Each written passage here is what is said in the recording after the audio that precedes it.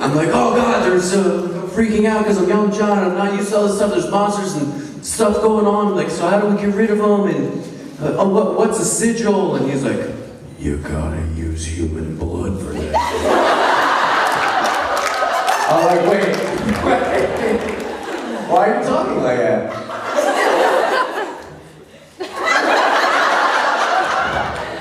Talking like what? Wait, what's this? What show is this? What's I'm kidding, but I'm not, a little bit. Jensen has he's got one of those sexy voices, and they accompanying the lips, it makes it awkward for another man to be real close to. Yeah, no, that's how he normally talks. Yeah, he's like Prince, you know? If you look him in the eyes, you're gay for a couple. What was that? Oh my God, I thought you were there. You like him transcends. Tell me, do we answer your question?